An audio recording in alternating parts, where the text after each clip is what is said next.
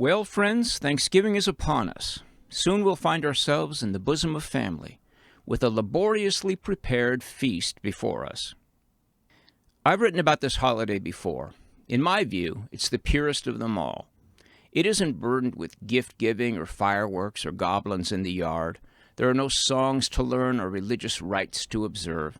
It's the most non-sectarian, apolitical holiday we have. Just a day we set aside to take some deep breaths, look around us, and offer thanks for everything good in our lives. Winter is coming. The days have grown colder and shorter. Thanksgiving marks the end of the harvest, just before the big freeze. An opportunity to release the sorrows of the year and take stock of our blessings. Gratitude is both an emotion and a practice. Sometimes it just arrives. Other times we have to seek it out, cultivate it. Thanksgiving is not only a celebration, but also a look at our inner harvest. What have we sown and gathered? Are we wiser, more generous, larger of spirit? How we behave on the last Thursday of November will, in a sense, set the tone for the rest of the year and give us a foundation for the year to come. With that in mind, and with opinion divided on most every issue, I thought I'd offer a few tips on how to navigate around those divisions and have a day of gratitude without regret. Number 1, don't be blindsided. Be prepared. This might sound strange, but find out who will be there. Shoot your host a text. Hey, what can I bring? Who all's going to be there anyway? You'll know which ones might be trouble. If possible, check their social media and look at what they're fired up about at the moment. Also reflect honestly about your own hot-button issues. These topics are like landmines. Know where they are and step around them. Prepare a polite remark or two that will keep you out of the fray. Yeah, that's an emotional subject for me. I'd just as soon avoid it today. And if a larger group discussion ensues, that's where number 2 comes in. Feel free to abstain. There is no law that says you have to weigh in at all. Our instinct when hearing somebody advocate for something that sounds foolish or wrong is to set them straight. Perfectly natural.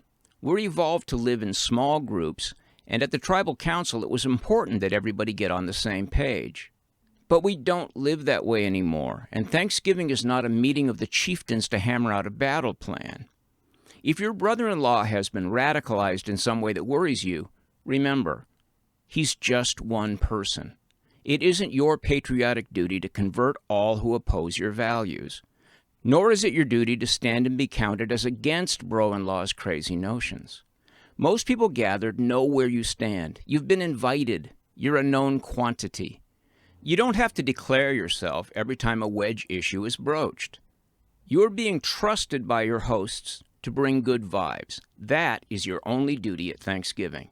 Take the day off from saving the country and focus on the mission of the gathering. A calm, self-possessed demeanor on your part is the best endorsement for your beliefs. Number 3, be gracious. Be self-deprecating. If you find yourself in the political majority and are aware that someone in the minority is feeling threatened, don't pile on. No matter how self-evident the correctness of your side seems, try to keep things light. Be the person who injects a little praise for the values of the other side. Be the person who acknowledges some dumb thing your own side has done in recent years. Even if you aren't moderate politically, try to be moderate personally. You can be charming when you want to be, right? Number 4, go easy on the alcohol and caffeine. I've been sober for 15 years, so I don't have to worry about becoming a belligerent drunk anymore. But I do have something of a caffeine habit. I might not always notice its effects on me, but it probably does make me a bit more high-strung. I'm known to bring a big gulp of Diet Coke with me to parties and stash it in the fridge. If I feel a little dull-witted, I can loop through the kitchen and top off the old bloodstream. But as used to caffeine as I am, it is a stimulant. It's going to make my brain want to comment even when I should be holding my tongue. And if others present are drinking wine or beer or something stronger, I have to remember that their inhibitions are somewhere south of normal. I'm thinking of one time at a friend's place where the wine made people forget that not everyone agreed with their demonizing of a particular president and his voters. That provoked somebody there to blurt out a few clumsy arguments on that president's behalf and storm out the door. It took that guy years to feel comfortable in that crowd again. I know, because I was that guy. This brings us to number 5. Honor your hosts. If you came from a family like mine, your first lesson in manners was this: always say please, always say thank you. As we grow up, we understand this habit as a critical social tool. When I hold the door for somebody and they don't acknowledge it, my day gets a little darker. But when somebody yields to me on the freeway when there's traffic and I'm running out of room to merge, I feel terrific. Like maybe life's going to work out just fine after all.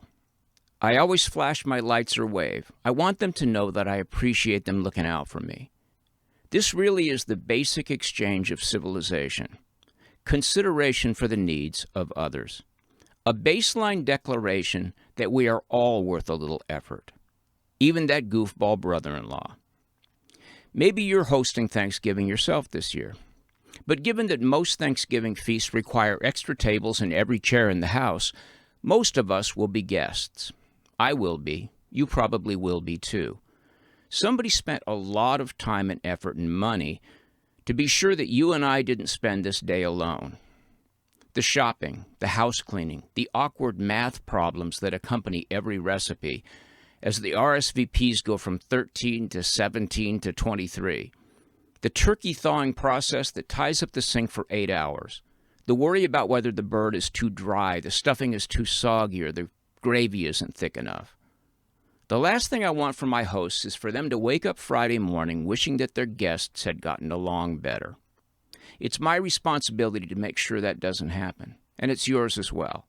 That's why I bothered to make this video and why you bothered to watch it. Many of us use this occasion to thank whatever deity we think is behind the whole damn show. That's fine, but let's not let the gratitude stop there. Let's thank everybody present, especially our hosts, by being as well behaved as a 16-year-old hoping to borrow the car Saturday night. Really, isn't that the least we can do?